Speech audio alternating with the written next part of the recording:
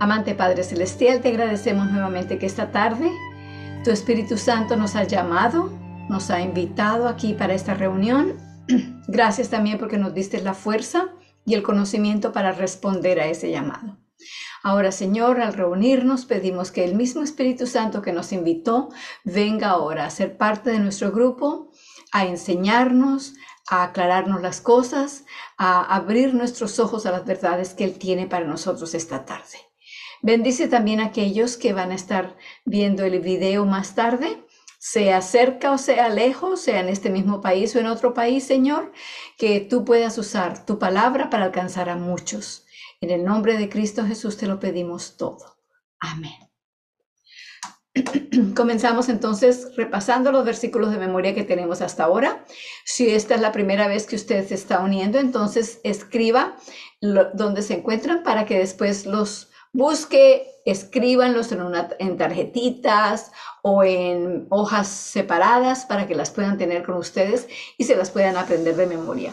Esta es una manera de alimentar nuestra mente con la palabra de Dios. El primero que tenemos es el de Mateo 1:21.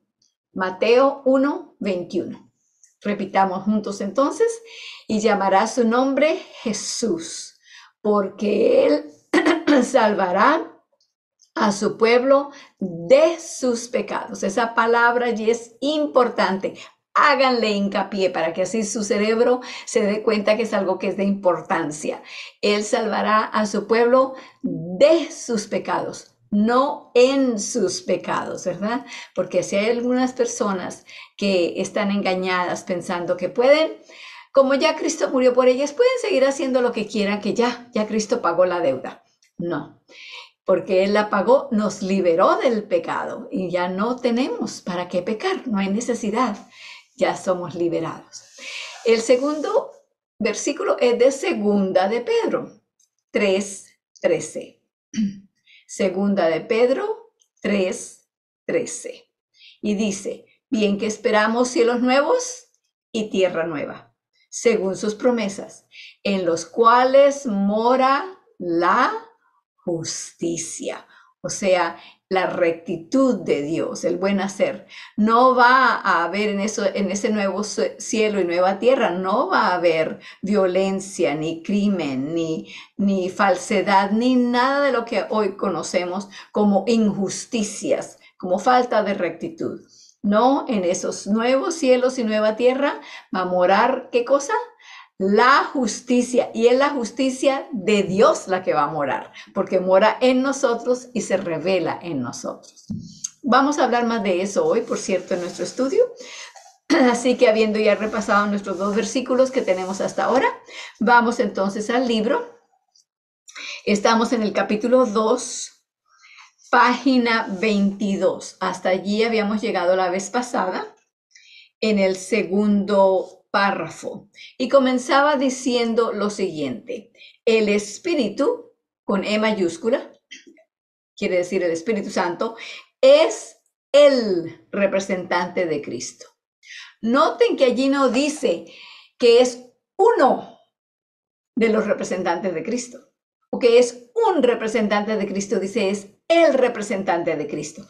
Y la semana pasada terminamos nuestra sesión precisamente estudiando en cuanto a esto, y habíamos ido al libro de Juan 14:16 y 26, Juan 16:7, 13 y 14, donde Cristo mismo prometió que al Él regresar al cielo iba a mandar al Espíritu Santo, al Consolador. Y por eso, por medio de esto, entonces sabemos que es el representante de Cristo el que vino a tomar su lugar aquí en esta tierra. Es el único representante de Cristo. Habíamos esto hecho bien claro. Y entonces otro punto que también nace de este concepto es el siguiente: que si es el representante de Cristo, el Espíritu Santo no nos va a decir nada que no sea lo que Cristo enseñó. No nos va a enseñar algo contrario a lo que Cristo enseñó, ni va a buscar cambiar lo que Cristo enseñó. Cualquier ser, cualquier ser que se presente ante nosotros y quiera hacerse pasar como el representante de Cristo, enseguida tenemos que tener en cuenta si ese representante habla lo que Cristo enseñó o habla contrario a lo de Él o cambiado a lo que Él nos enseñó. Para esto quiero que veamos un lugar más en la Biblia, en el libro de Mateo. Mateo, capítulo 15. Hoy día hay muchas personas que piensan que después de que Cristo murió, entonces cambió, ya con la muerte de Él cambiaron muchas cosas y entre ellos enseñan, por ejemplo, que la ley de Dios cambió. Dios no cambia. Dios es el mismo ayer y hoy y por los siglos. Así nos dice en Hebreos 13:8.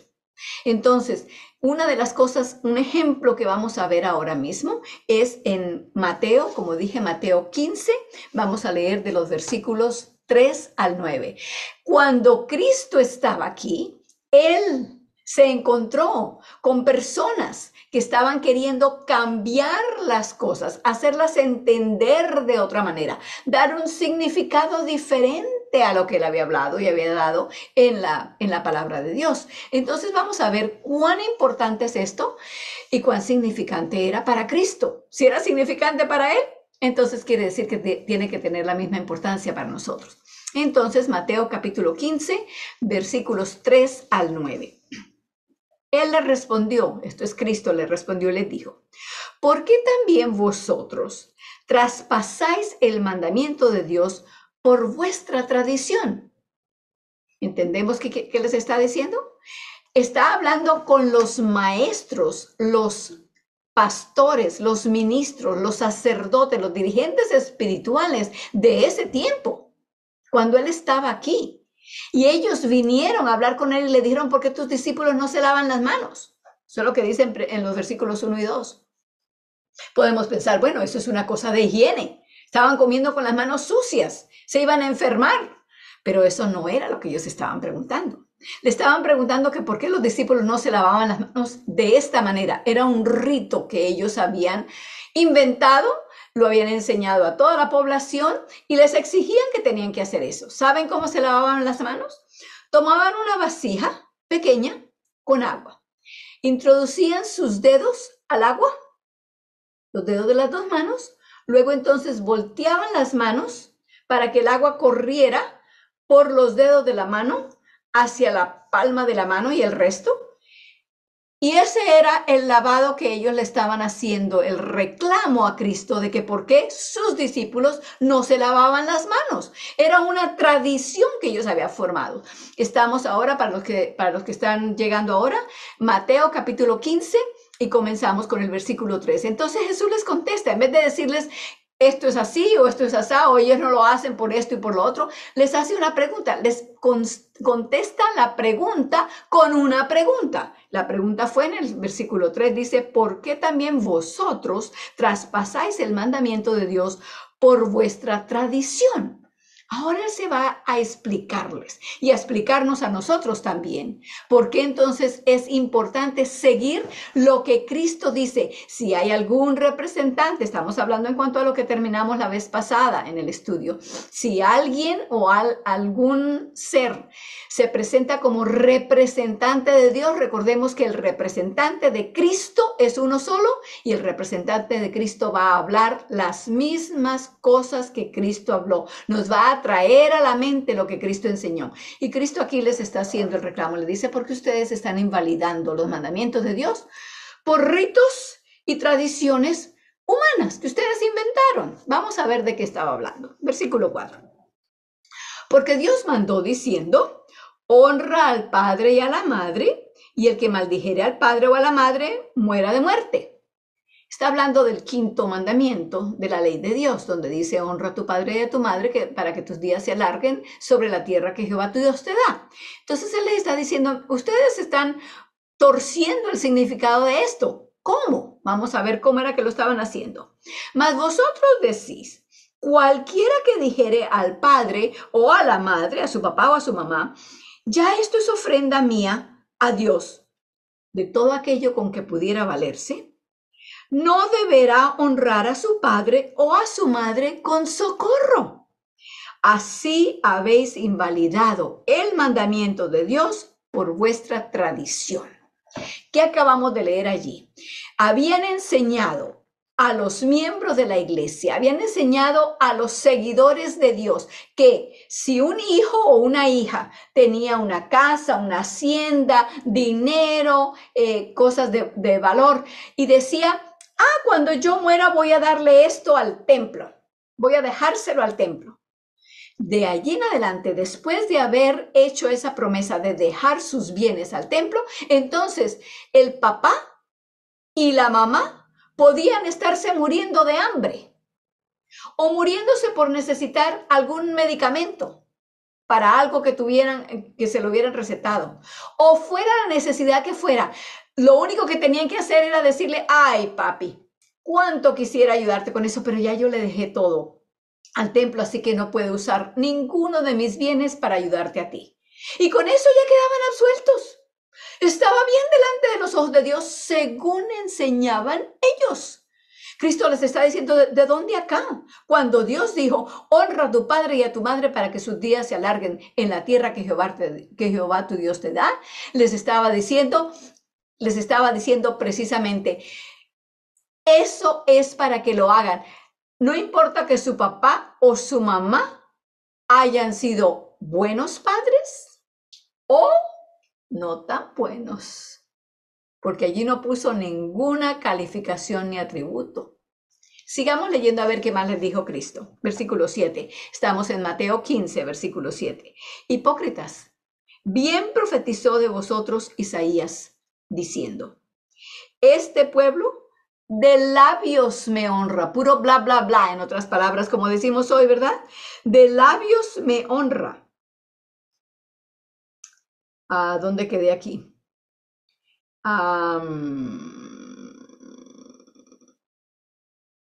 Aquí estoy. Este pueblo de labios me honra, en el versículo 8, mas su corazón está lejos de mí. Mas en vano me honran, enseñando doctrinas y mandamientos de hombres. Hermanos, aquí está precisamente lo que estábamos hablando en cuanto al Espíritu Santo. Volviendo nuevamente al libro, El Pacto Eterno, la página 22, donde habíamos terminado la vez pasada, dice, el Espíritu es el representante de Cristo. Si el representante de Cristo viene y nos dice, no, ya ustedes no necesitan cuidar de sus padres, ya con que ustedes le dejen sus bienes a la iglesia, al evangelio, con eso ya no tienen que cuidar de su papá y su mamá. No. Allí ellos habían tomado el mandamiento de Dios y lo habían torcido, lo habían cambiado. Tengamos cuidado, que no vaya a venir nunca ningún representante, por muy eficaz que haya sido en la predicación, por mucha Biblia que sepa, por muchos lenguajes que pueda hablar para enseñar la Biblia. Si no habla y enseña las cosas que Cristo enseñó, esa persona, por muy representante que se proclame, no es representante de Dios, porque el representante de Dios es el Espíritu Santo y nunca va a enseñar o a hablar en contra o diferente o volteado o cambiado lo que Dios enseñó. Espero que este ejemplo del mismo tiempo de Cristo nos ayude a entender esto muy bien. Seguimos ahora en la página 22. En el segundo párrafo que habíamos empezado, dice, por lo tanto, el Espíritu morando en el hombre es Cristo en el hombre, la esperanza de gloria, según Colosenses 1:27. Y Cristo en el hombre es poder creador en el hombre, haciendo de él una nueva criatura. Nos transforma, en otras palabras, ¿verdad? El Espíritu es dado conforme a las riquezas de su gloria. Y esa es la medida del poder por medio del cual hemos de ser fortalecidos. Así, las riquezas de la gloria de la herencia, dadas a conocer por el Espíritu, no es otra cosa que el poder por medio del cual Dios creará de nuevo todas las cosas mediante Jesucristo, como en el principio, y por medio del cual creará de nuevo al hombre de forma que se corresponda con esa herencia gloriosa. Así es como, al serles dado el Espíritu en su plenitud, aquellos que lo reciben gustaron de la buena palabra de Dios y los poderes del mundo venidero. Hebreos 6:5. Para aquellos que llegaron ahora, el versículo de memoria que asignamos la semana pasada, por si acaso no la tienen, viene de 2 de Pedro 3:13. ¿Okay? Posiblemente llegamos allá esta noche todavía a estudiar eso. Así que sigamos adelante con el siguiente párrafo en la página 22. Por lo tanto, el Evangelio no es algo que pertenezca exclusivamente al futuro. Piensen bien lo que acaba de decir. El Evangelio no es algo que pertenezca exclusivamente al futuro. Eso es lo que va a haber después, allá, más tarde. No, es algo presente y personal. Es el poder de Dios para salvación para todo aquel que cree o que está creyendo. Mientras que creemos, tenemos el poder, y ese poder es el poder por el que el mundo venidero ha de ser preparado para nosotros, tal como lo fue al principio. Por lo tanto, al estudiar la promesa de la herencia, estamos simplemente estudiando el poder del Evangelio para salvarnos cuando en el presente mundo malo. No vino a salvarnos de nuestros pecados cuando Él regrese, cuando estemos en el cielo. No, vino a salvarnos de nuestros pecados aquí, donde estamos en el incendio. De ahí nos vino a salvar. Cuando ya no hay incendio, ¿para qué nos viene a salvar, verdad? Diría yo, como por tomar la parte opuesta, para que veamos claramente qué tan importante es entenderlo. Jesús venció y fue victorioso contra el mal, contra la tentación, en carne y sangre como la que tiene usted y usted y usted y usted y cada uno de los que estamos aquí esta noche. Con la misma carne y sangre que usted tiene, con esa misma carne y sangre, con esos mismos deseos, con esas mismas tentaciones que ustedes y yo tenemos diariamente, con esa misma forma, así venció Cristo. Pues si Cristo venció siendo igual a usted y a mí, ¿qué no podemos también nosotros vencer? No nos dejemos engañar por el enemigo que viene y nos dice, no, tú eres humano y no vas a dejar nunca de pecar, porque los humanos pecan y eso es todo lo que te queda. No, si no tenemos a Jesús, sí, está en lo correcto lo que nos diga, pero si creemos en Jesús, verdaderamente creemos en su poder, que su mismo nombre lo dice, ¿cómo dice? Llamará su nombre Jesús. ¿Por qué? Porque Él salvará a su pueblo de sus pecados. Bien. Y pues viene a limpiarnos de todo pecado aquí para que podamos vivir allá con Él. No podemos ir allá con pecado. La limpieza ocurre aquí y ahora, en el presente y personalmente. Seguimos con la siguiente sección que se titula ¿Quiénes son los herederos? De Gálatas 3:29 leemos allí, y si vosotros sois de Cristo, ciertamente descendientes de Abraham sois y herederos según la promesa. Fíjense que cuando pertenecemos a Cristo, dos cosas ocurren. Somos descendientes de Abraham, sea que tengamos la sangre y los genes de Abraham o no, sea que seamos de Israel o que seamos de Sudamérica o de Europa o de donde sea, eso no importa. Si tenemos a Cristo, somos descendientes de Abraham. Esos son los descendientes de Abraham que cuentan, número uno. Y el segundo, entonces, como consecuencia, somos herederos según la promesa, ¿verdad? Bueno, entonces sigamos ahora, página 22, en la parte inferior. ¿De qué somos herederos al ser descendientes de Abraham? Evidentemente, de la promesa hecha a Abraham. Pero si somos de Cristo, somos herederos con Él también, ¿verdad? Ya que los que tienen el Espíritu son de Cristo, de acuerdo con Romanos 8:9. Y los que tienen el Espíritu son herederos de Dios y coherederos juntamente con Cristo.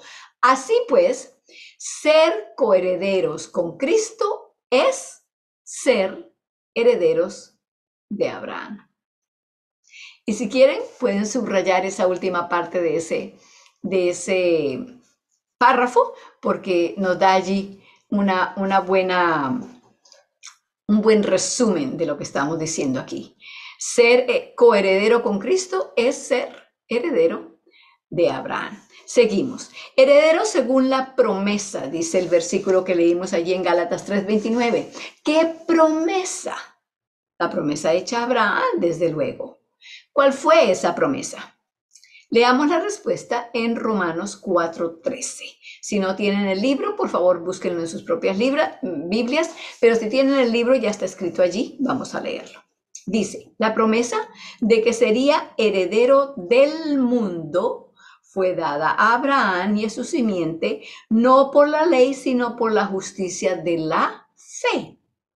Por lo tanto, los que son de Cristo son herederos ¿de qué? Del mundo. Lo hemos podido comprobar ya previamente a partir de muchos textos, pero ahora lo vemos en definida relación con la promesa hecha a Abraham. Seguimos desarrollando ese tema. Hemos considerado también que la herencia ha de ser otorgada, ¿cuándo? En la venida del Señor, ya que es al venir en su gloria cuando dirá a los justos, las palabras de Cristo de Mateo 25:34, venid benditos de mi Padre, heredad el reino preparado para vosotros desde la fundación del mundo. El mundo fue creado para ser la habitación del hombre o de la humanidad y le fue dado a él. Pero, como estudiamos la vez pasada, ese dominio se perdió. ¿Cuándo? Cuando el hombre pecó, ¿verdad? Cuando le creyó a Satanás las mentiras y obedeció lo que le dijo. Es cierto que el hombre vive hoy en la tierra, pero no está gozando de la herencia que Dios le dio originalmente. ¿Cuál era esa herencia? Esta consistía en, subrayen esto, la posesión de una creación perfecta por parte de seres perfectos. Ese era el plan original.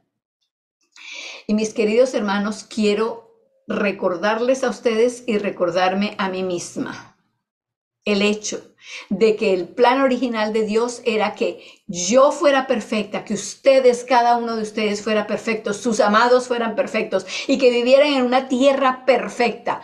Ahora vivimos aquí en la tierra, pero ni la tierra es perfecta ni nosotros tampoco. Dios quiere regresar a ese plan original. Y para ponernos en una tierra perfecta, ¿qué tiene que hacer con nosotros? Perfeccionarnos también.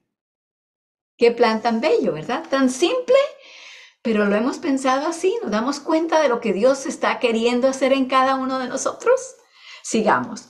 Pero hoy ni siquiera la posee, no poseemos la tierra, puesto que generación va y generación viene, pero la tierra siempre permanece. Eclesiastés 1:4. Déjeme añado allí lo siguiente. Podemos tener una casa, por ejemplo, dueños de una casa. Sí, somos dueños de una casa mientras vivimos, pero cuando nos morimos, ¿qué? Pasa a ser parte de lo que le dejamos como patrimonio a nuestros hijos, o si no tenemos hijos, tal vez a algunos amigos o a la iglesia, o si no se la dejamos a nadie, el Estado la toma. Entonces somos herederos, pero no somos herederos permanentes. No somos dueños permanentes. Nada nos pertenece por un tiempo, pero no más. Sigamos leyendo a dónde nos lleva esto. Pero hoy ni siquiera la posee, puesto que generación va y generación viene, pero la tierra siempre permanece. Mientras que la tierra permanece para siempre, nuestros días sobre la tierra son cual sombra que no dura. Primera de Crónicas 29:15. Subrayen lo siguiente. Nadie posee realmente nada en este mundo. Cuando la persona muere, no se puede llevar la casa, no puede llevar al sepulcro la casa que tiene ni el carro, aunque algunos de las personas ricas hacen que los entierren con sus joyas, con su carro, inclusive creo que hay algunos que se han hecho enterrar así, pero no les sirve de nada, están muertos, no saben nada. Seguimos leyendo. Los hombres luchan y se esfuerzan por amasar riqueza. Y entonces dejan a otros sus riquezas. Salmo 49:10. pero Dios hace todas sus obras según el consejo de su voluntad. Ni un solo de sus propósitos dejará de cumplirse. Y así, tan pronto como el hombre pecó y perdió su herencia, se prometió la restauración mediante Cristo en estas palabras que vienen de Génesis 3:15 y dicen: pondré enemistad entre ti y la mujer, entre tu simiente y la simiente suya.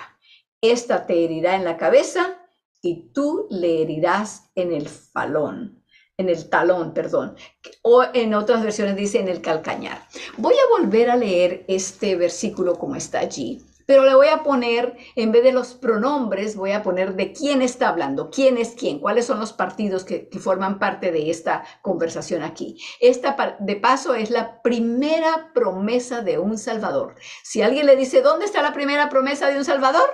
En Génesis 3:15. Génesis 1 y 2 son la creación. Génesis 3 es la caída en el pecado. Y en Génesis 3, cuando el hombre cayó en el pecado, inmediatamente allí estaba ya un Salvador listo para salvar. Bueno, vamos a leer otra vez el versículo y les voy a decir de quién está hablando. Dice, pondré enemistad entre ti y la mujer. Le está hablando a la serpiente y a Eva, porque Eva fue la que recibió el fruto de la serpiente y se lo comió. Y le dice, voy a poner enemistad entre la serpiente y tú, la mujer. La serpiente, que es Satanás, porque era Satanás el que se había presentado en forma de serpiente. Seguimos leyendo. Y entre tu simiente, o sea, la simiente de Satanás, los que siguen, los que creen en Satanás. Y la simiente de ella, que es ¿quién? Jesús. Seguimos leyendo. Esta, la simiente de la mujer, Jesús, te herirá en la cabeza a ti, Satanás. Y tú, Satanás, le herirás a Jesús en el talón o en el calcañar. ¿Qué es más peligroso? ¿Una herida en el calcañar o en la cabeza? Una herida en la cabeza es más peligrosa, ¿verdad? Puede ser fatal. Y así es. Cristo, cuando murió y resucitó, le dio una herida fatal al enemigo. Cuando Cristo murió, el enemigo apenas le rasguñó el calcañar. Tan terrible como fue y todo, pero no fue duradera porque Cristo resucitó. Así que Génesis 3:15 contiene la primera promesa de un Salvador. Seguimos leyendo, estamos en la página 23 de nuestro libro, estamos en las últimas 3 líneas. En esas palabras se predijo la destrucción de Satanás y toda su obra. Se predijo la salvación tan grande que había sido anunciada primeramente por el Señor, según Hebreos 2:3. De esa forma, página 24, el señorío primero, ¿recuerdan que hablamos de estas palabras? Del dominio que Dios le había dado al hombre cuando lo creó, según Miqueas 4:8, el reino, el dominio y la majestad de los reinos debajo de todo el cielo serán dados al pueblo de los santos del Altísimo, cuyo reino es reino eterno. Y todos los dominios los servirán y obedecerán. Daniel 7:27. Esa será una posesión. Tomen en cuenta esto. ¿Qué palabra se usa ahora? Una posesión real, puesto que será eterna. Lo que tenemos aquí ahora no son posesiones reales. Son posesiones pasajeras, aunque paguemos un dineral y aunque terminemos de pagar completamente toda la casa, sin embargo, cuando nos morimos, ya deja de ser nuestra, no puede ser nuestra más, es pasajera. Aquí verdaderamente no poseemos nada, pero la herencia que Dios tiene para nosotros es una herencia real. ¿Por qué? Porque es eterna. Eterna. ¿Por qué es eterna? Número 1, porque nos la da Dios. Número 2, porque somos eternos también nosotros. Cuando Cristo venga, entonces nos dará la eternidad, nos hará inmortales. Podremos vivir para siempre. Una heredad eterna solamente puede ser usada y recibida por una persona eterna. ¿Entendemos eso? ¿Ok? Sigamos, la promesa de su venida. Pero todo lo anterior se ha de consumar cuando el Señor venga en su gloria, a quien es necesario que el cielo reciba hasta los tiempos de la restauración de todas las cosas, de que habló Dios por boca de sus santos profetas que han sido desde tiempo antiguo. Hechos 3:21. Por tanto, la venida del Señor para restaurar todas las cosas ha sido la gran esperanza puesta ante la iglesia desde la misma caída del hombre. Los fieles han esperado siempre ese evento, y aunque el tiempo pareciera alargarse y la mayoría del pueblo dudara de la promesa, es tan segura como la palabra del Señor. La siguiente porción de las Escrituras describe vívidamente la promesa, número 1, número 2, las dudas de los incrédulos y número 3, la certeza o seguridad del cumplimiento de la promesa. Lo que vamos a leer está escrito allí en su página 24 y 25. Viene de Segunda de Pedro, capítulo 3.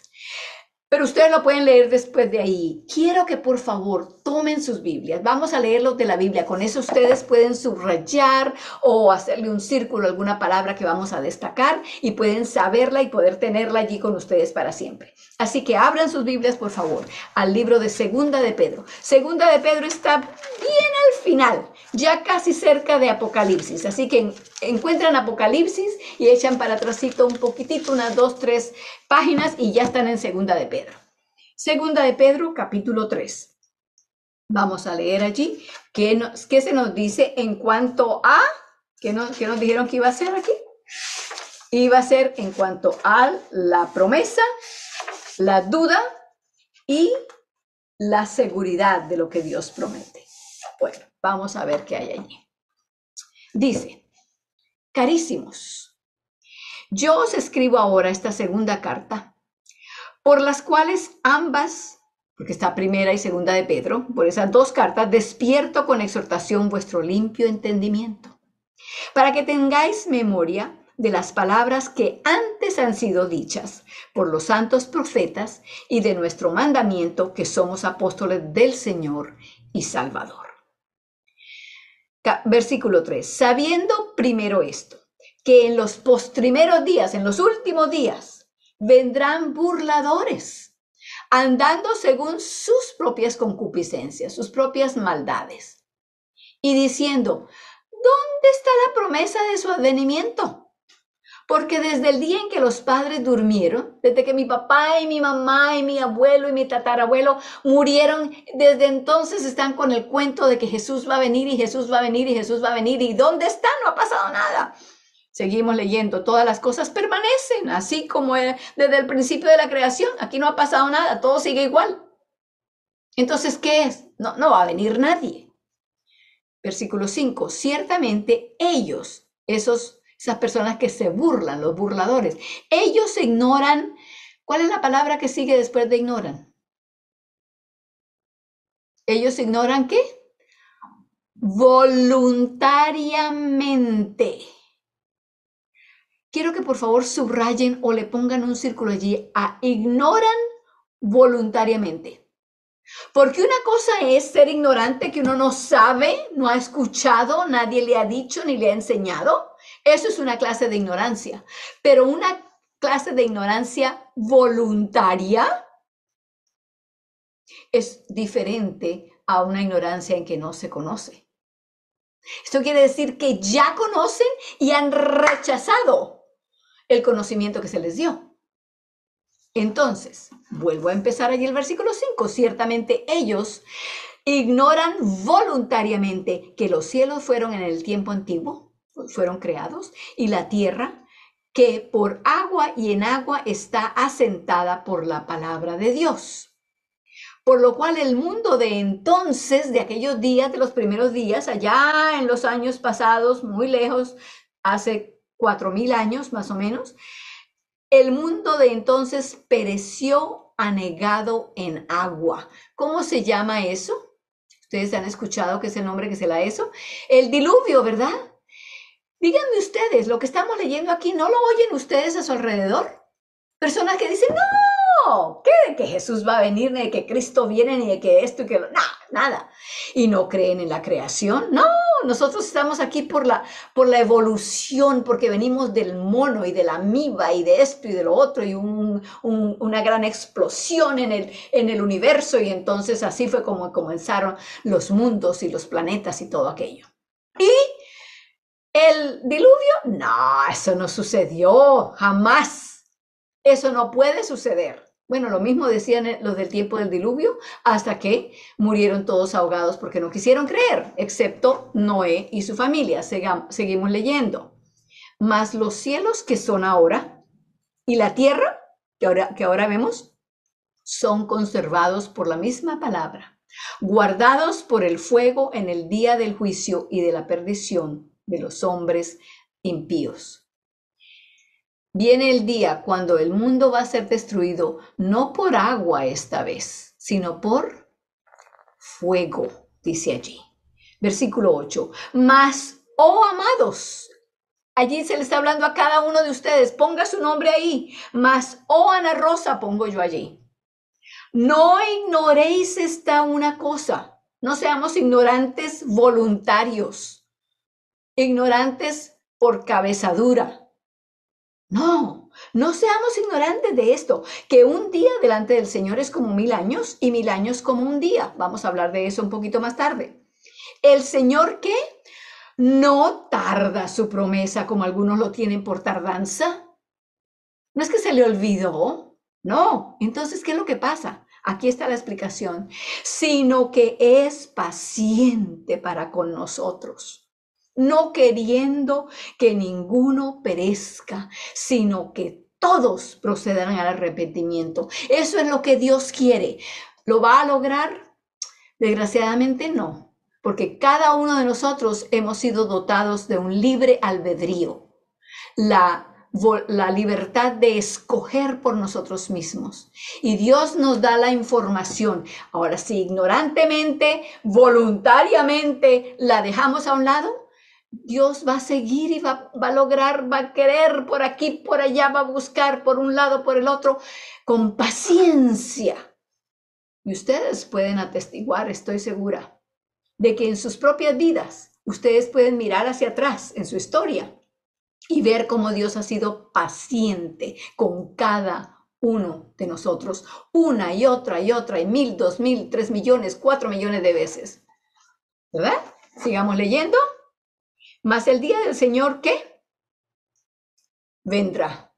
No dice, el día del Señor puede que venga, posiblemente venga, tal vez ocurra, hay una posibilidad de que venga. No, el día del Señor vendrá como ladrón en la noche, en el cual los cielos pasarán con gran estruendo y los elementos ardiendo serán deshecho, y la tierra y las obras que en ella están serán quemados.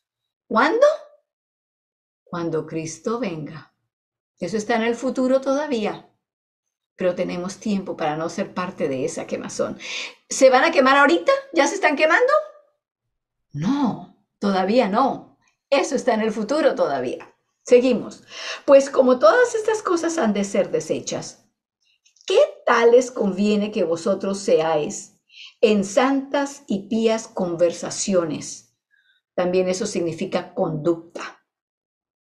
Esperando y apresurándonos para la venida del día de Dios, en el cual los cielos, siendo encendidos, serán deshechos y los elementos, siendo abrasados, se confundirán. Bien que, aquí está el versículo de memoria nuevo, bien que esperamos cielos nuevos y tierra nueva, según sus promesas, según las promesas de Dios, ¿verdad? En los cuales mora la justicia. Allá no van a haber ladrones, ni matones, ni hurtadores, ni abusadores, ni mentirosos, ni nada de eso. Mora solamente la justicia de Dios, el buen hacer, el buen obrar de Dios en cada persona. Entonces, tenemos tiempo para ahora regresar a nuestro libro y en la página 25, allí entonces repasa ese mismo pasaje, sacando algunos puntos resaltantes. Leamos ahora de nuevo el pasaje y observemos los siguientes puntos. Número 1. Los que se burlan de la promesa del retorno del Señor lo hacen ¿cómo? Ignorando voluntariamente algunos de los eventos más importantes y más claramente expuestos en la Biblia, como son la creación y el diluvio. Número 2. La palabra del Señor creó los cielos y la tierra en el principio. Por la palabra de Jehová, según Salmos 33:6, fueron hechos los cielos y todo el ejército de ellos por el aliento de su boca. Punto número 3. Por la misma palabra del Señor, la tierra quedó cubierta por el agua, dándose la circunstancia de que el agua que la tierra almacenaba contribuyó a su destrucción. Fue destruida por el agua. Punto número 4. Si lo están escribiendo allí, los números, la tierra, tal como hoy la conocemos, apenas conserva un parecido a lo que fue antes del diluvio. ¿Cómo sería de hermosa si todavía vemos tantas cosas tan preciosas? ¿Cómo sería antes de que fuera destruida y vuelta patas arriba, ¿verdad? Punto número 5. La misma palabra que creó y destruyó la tierra es la que la sostiene hoy, hasta el tiempo de la destrucción de los hombres o seres humanos impíos, cuando se convierta en un lago ¿de qué? En un lago de fuego, en lugar de un lago de agua, como fue en el tiempo del diluvio. Y aquí está su versículo de memoria, pero según su promesa, está dicho un poquito diferente de cómo lo pusimos, pero con tal que se lo aprendan, no me importa de qué versión sea. Pero según su promesa, esperamos un cielo nuevo y una tierra nueva, donde habita la justicia. Recuerden, esa palabra justicia quiere decir rectitud, buen obrar. No es el buen obrar mío, por mi propia cuenta, no. Quiere decir que yo le permito a Dios que obre en mí, que haga en mí, que sea Él el que haga en mí la justicia, lo que yo no puedo hacer por mí misma, porque por mí misma, hasta lo bueno que yo hago está manchado de pecado, de egoísmo en mí. Entonces creo que hasta allí vamos a dejar esta noche. Marquen en sus libros hasta donde llegamos en la página 25. Antes de la sección, el gran clímax. El gran clímax. Hoy es septiembre 21. Si le ponen la fecha, no sé. Seguiremos la próxima semana. Por favor, regresen y estudien nuevamente, lean todo, segunda de Pedro, capítulo 3, versículo 1 al 13, y permitan que esas verdades, esos puntos, penetren y se formen parte de su propia mente, de su propio pensar, para que así el Espíritu Santo les explique más, les muestre más, les agrande estas verdades tan preciosas y tan profundas. Les pido entonces y les invito a que nos pongamos de rodillas para la oración.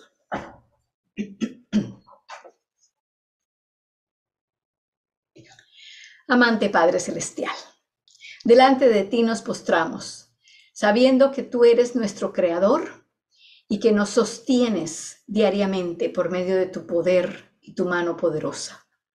Te pedimos, Señor, que nos ayudes para que no seamos ignorantes, que lo hacemos voluntariamente, no, Señor.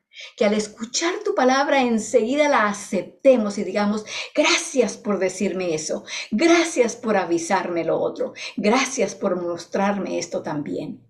Y que así te permitamos para que con el poder que tú tienes, el poder con que creaste los mundos, puedas también crear en nosotros una nueva criatura, que nos transformes para que así podamos estar listos para vivir contigo en la patria celestial. Gracias por esos planes tan bellos y porque nos das el poder y quieres hacerlo en nosotros. Porque no podemos prepararnos por nosotros mismos tampoco. En el nombre de nuestro amante Salvador, Cristo Jesús. Amén.